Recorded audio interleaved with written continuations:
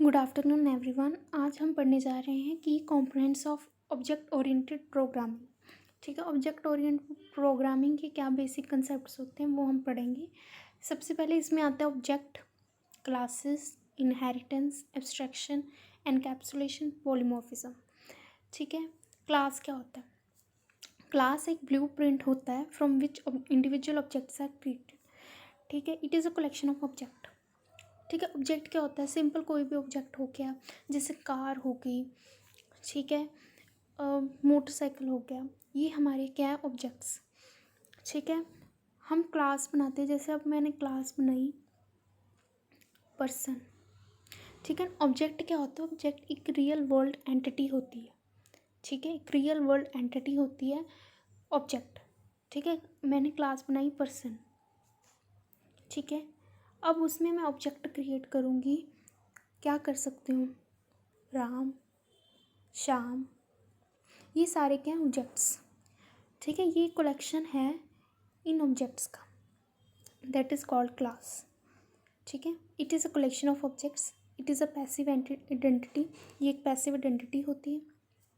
Each bicycle was build from the same set of blueprints.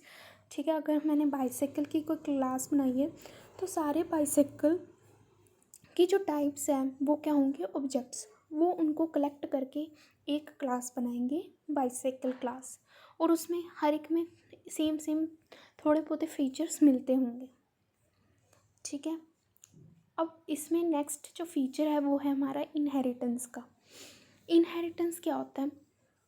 ठीक है, inheritance होता है कि इसमें passing the basic property of parent class into its child class. ठीक है, मैंने बेसिक प्रॉपर्टी जो है पेरेंट क्लास में, वो कुछ प्रॉपर्टीज़ चाइल्ड क्लास में इनहेरिट होती है। ठीक है, it uses the concept of reusability. इसमें क्या हम रीयूजेबिलिटी का कंसेप्ट यूज़ करते हैं। पेरेंट क्लास के कुछ फीचर्स चाइल्ड क्लास में प्रेजेंट होते हैं, that are called, that is inheritance. We don't have to write the code again and again.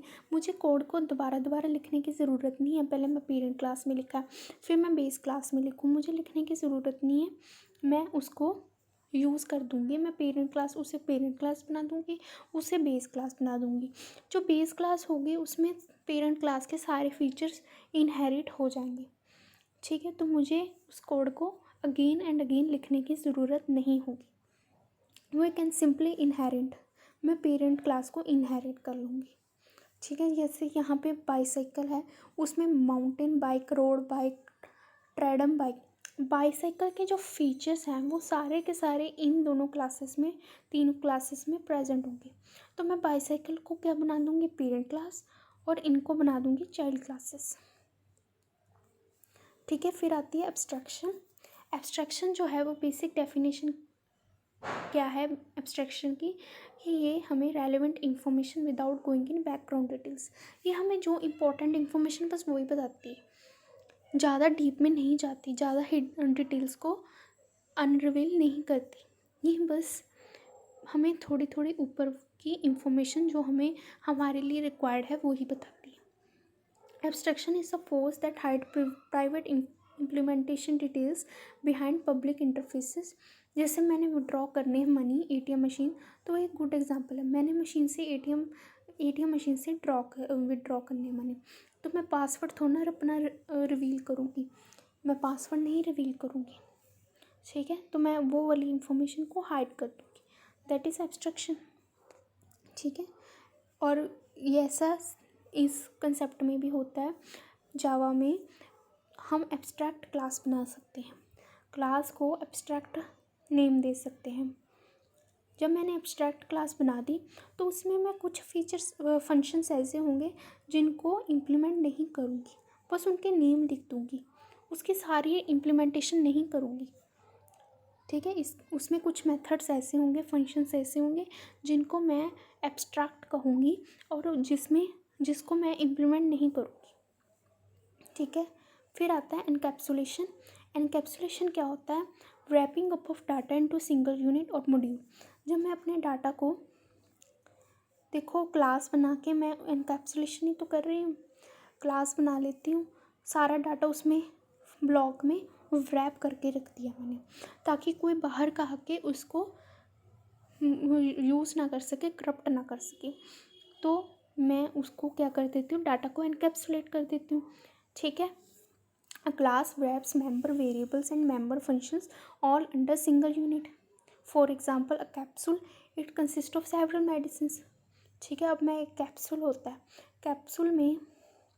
Capsule में कई सारी दवाइयाँ मिलके, ठीक है, मिली होती हैं, उनको रैप कर देता है capsule.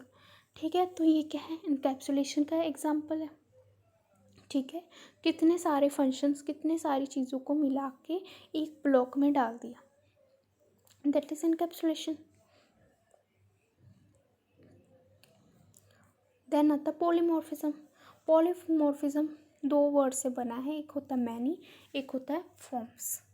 Making two or more function with the same name. मैंने दो और फंक्शंस, दो या दो से ज़्यादा फंक्शन बनानी है, मैं एक ही नेम यूज़ कर लूँगी उनके लिए। जैसे डिफरेंट नंबर ऑफ आर्ग्यूमेंट्स, ठीक है, उसमें आर्ग्यूमेंट्स में डिफरेंट डाल दूँगी, बट नेम फंक्शन का एक ही यूज़ करूँगी। ठीक है। जैसे मैंने एरिया निकालना है, एरिया फंक्शन लगाना है, मैं एरिया, रेक्टेंगल का एरिया निकालने के लिए भी सेम फंक्शन यूज़ करूँगी। ठीक है। और फंक्शन का नेम यूज़ करूँगी, लेकिन उसमें जो डेफिनेशन है वो अलग होगी। एरिया ऑफ रेक्टेंगल में क्या होगा, 2 × L+B। ठीक है। और एरिया ऑफ स्क्वायर में होगा साइड इंटू साइड। ठीक है। इसकी डेफिनेशन अलग होगी, लेकिन नेम जो है वो सेम ही यूज़ करूँगी, दैट इज़ पॉलीमॉर्फिज्म। ठीक है। Thank you.